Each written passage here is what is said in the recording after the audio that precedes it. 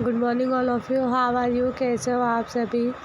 अभी तक हमने हमारे चैप्टर को आधा पढ़ लिया है। इसमें हमने कल जो है the declaration of right of man and citizen के बारे में पढ़ा था कि जो मैन और सिटीज़न के जो अधिकार है वो क्या क्या है। इसके बारे में हमने कल कंप्लीट पढ़ लिया था। अब इसको हम आगे पढ़ेंगे। The constitution of 1791 granted the power of making law to the national assembly which was indirectly elected। The constitution का मतलब होता है संविधान of 1791 granted the power of making law, यानी कि जो 1791 के द्वारा जो संविधान बनाया गया था उसको जो है लॉ यानी कि कानून बनाने की शक्ति जो है नेशनल असेंबली को दी गई थी। विच वॉज इनडायरेक्टली इलेक्टेड, जो कि प्रत्यक्ष रूप से चुनी गई थी। आप देख रहे प्रत्यक्ष। तो द कॉन्स्टिट्यूशन ऑफ 1791 यानी कि 1791 के संविधान ने नेशनल असेंबली को कानून बनाने की शक्ति प्रदान की थी, जिसे प्रत्यक्ष रूप से चुना गया था।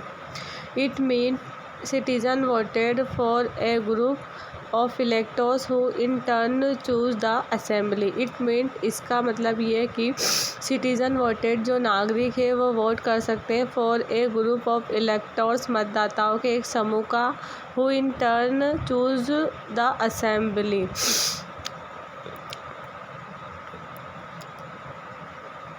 जिन्होंने बदले में विधानसभाओं को चुना, यानी कि जो नागरिक ने मतदाताओं के एक समूह के लिए मतदान किया, जिन्होंने बदले में जो है विधानसभा को चुना। However all citizen did not have the right to vote. However हालांकि ऑल सिटीजन, जो प्रत्येक नागरिक था, did not have any to right to vote, उसको वोट देने का अधिकार नहीं था, मतलब उसको मत देने का अधिकार नहीं था। सभी जो व्यक्ति थे वो मत नहीं दे सकते थे। Only active citizen were entitled to vote, which include man above 25 years of age who paid tax equal to at least 3 days of a labour wage. Only active citizen, जो सक्रिय सदस्य होते थे, सक्रिय जो नागरिक होते थे, वर एंटाइल्ड टू वोट, वही वोट दे सकते थे। विच इंक्लूड मैन अबव 25 ईयर्स, और जो व्यक्ति 25 वर्ष या उससे ज़्यादा का होता था वो वोट दे सकता था।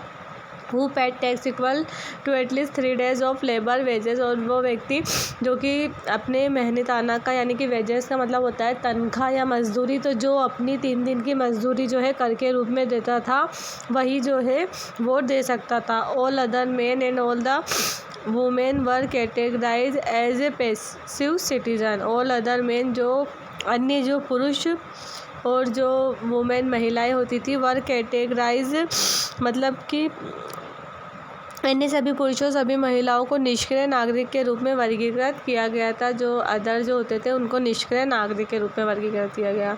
ए man had to be from the highest layer of tax payer to qualify as an elector and then as member of the assembly. और जो man had to be from highest layer of tax payer, यानी कि जो वो व्यक्ति जो होते थे उनको जो है टैक्स पेयर करना पड़ता था, मतलब कि टैक्स पे करना पड़ता था। टू क्वालिफाई, यानी कि जो होते थे वो मतलब टैक्स जब अगर दे देते थे तो उनको भी जो है असेंबली का मेंबर बना दिया जाता था।